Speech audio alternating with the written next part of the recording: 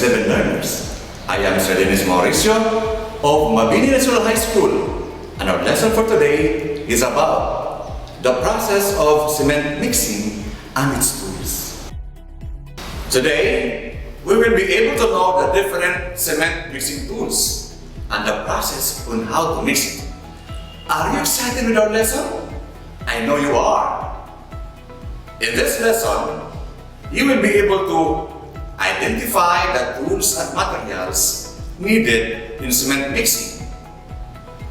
Describe the tools and materials used in cement mixing and apply and perform basic cement mixing. To understand more about our lesson, let us listen to the conversation of Eddie and Albert.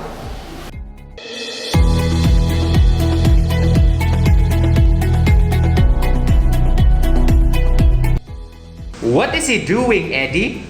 Oh, that man is renovating our terrace. I see. What do you think are those materials near him? Is he mixing a cement? Those are the tools that will be used in doing his work. And yes, that man is mixing a cement. Can you enumerate those tools that he is using? Sure, Albert. We have the following: shovel, wheelbarrow, sand, stone, cement, and small amount of water. Oh, that stuffs are not familiar with me. It's okay, Albert. I will define each tools for you to know. Thanks, Eddie. Now, Albert, I'll define what is shovel. It is a tool with a broad flat blade and typically upturned sides, used for moving coal, earth, snow, or other material. Okay, Ed. Now, how about wheelbarrow? Wheelbarrow is a small cart with a single wheel at the front and two supporting legs and two handles at the rear, used typically for carrying loads in building work or gardening. Wheelbarrow is really helpful. Then after that, Eddie, you will be mixing the sand, stone, and cement. Am I right? Yes, absolutely right, Albert.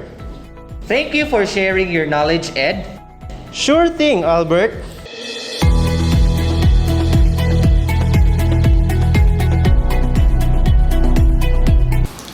You've just heard the conversation of how passionate Eddie to help his good friend Albert to learn something new, which is the cement mixing tools. Can you remember the tools enumerated by Eddie? What are the tools? What are those? Prepare your answers and write it down on your notes. After the break, we will check your answers. Stay tuned here on Z Radio 88.5, Z-eskwela, Siguradong Lingaw, Siguradong Liyaw.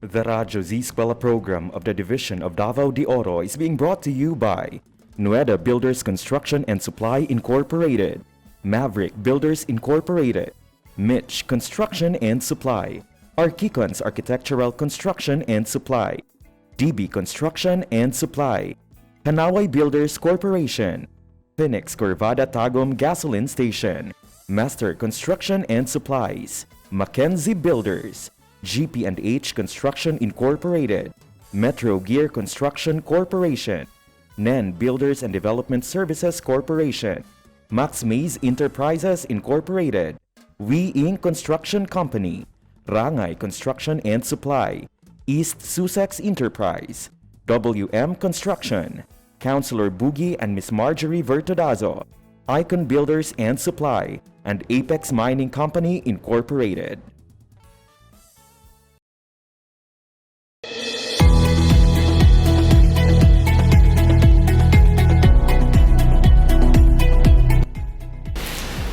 Back here on Z Radio 88.5, Z-eskwela, Siguradong Lingaw, Siguradong Liyaw.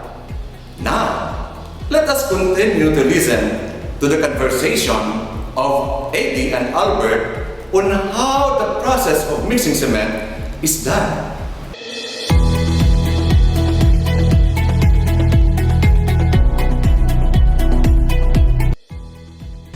Now, Albert, I'll explain to you the process will be done. Okay, Ed. How?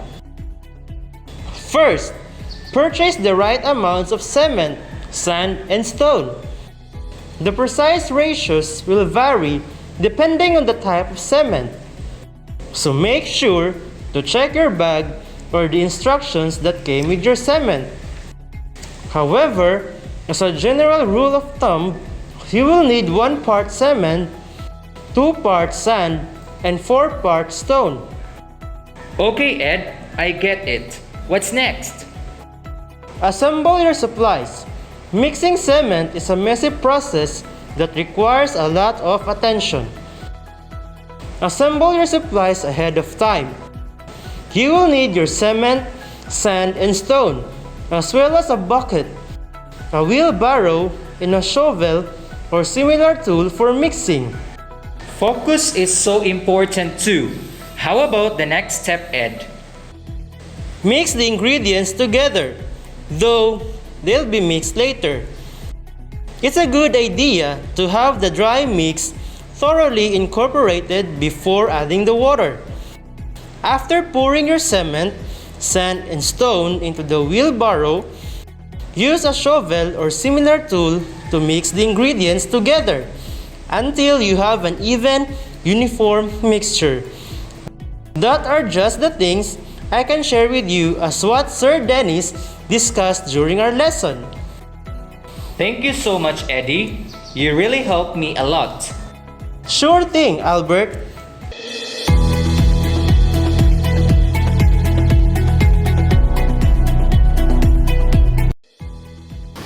Listening to the meaningful conversation of Eddie and Albert, we can learn that every process has its own very importance and purpose. When we get back, let us watch a video on how to mix a cement.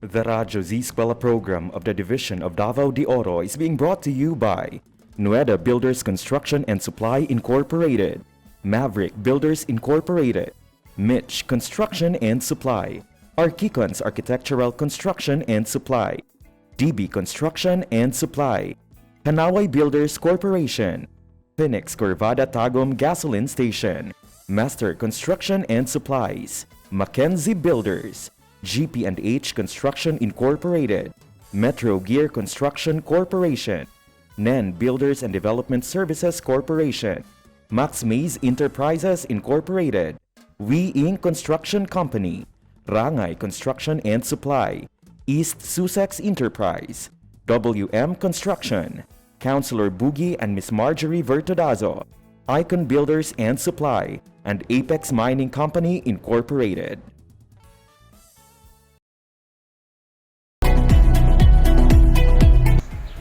So first, we prepare all the common materials. Our tool is shovel, and of course wooden float and pointed trowel and bucket or water pail. And also the cement, gravel, and also the wheelbarrow for hauling tools and materials. 5 parts sand and 1 part cement. In mixing, what I said, 5 parts sand and 4 gravel and 1 part cement for hollow block or hollow block laying. 1, 2, 3, 4 and 5. 1 part cement.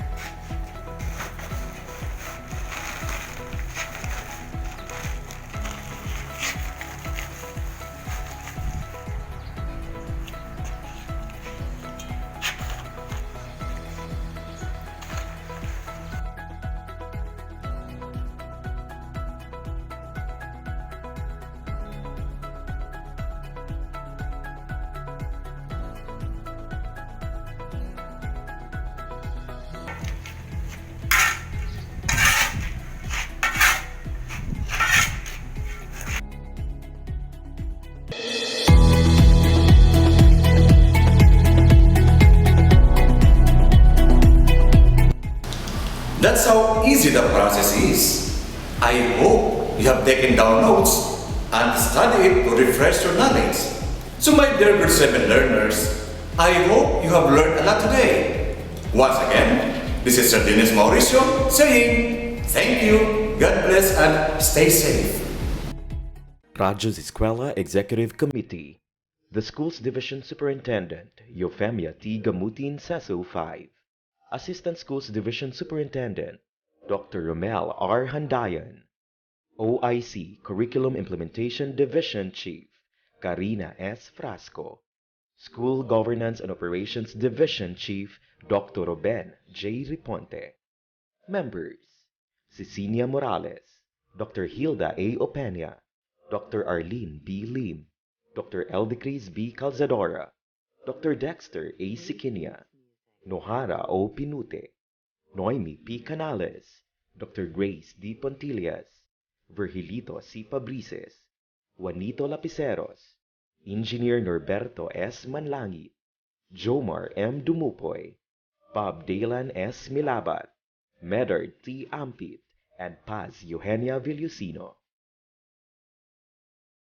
Technical Working Committee, Productions and Communications, Lorely E. Quijano, Given G. Hinampas, Judyland T. U, Donna D. T. Bolifer, Mary Rose N. Resma, Riwen Manuel, Irene Lea C. Manguhon, and Bessie Aya N. Banias. Social Media and Packaging Team, Christian Anhara L. Martesio, William R. Ranara, Joan T. Iscoton, Roberto S. Acusar Jr., May B. Istaniol, Richard H. Arellano, Clee L. S. Blanco, Ralph A. Tabanyag, Angelo Gutierrez Jr., and Jade Karen Arais.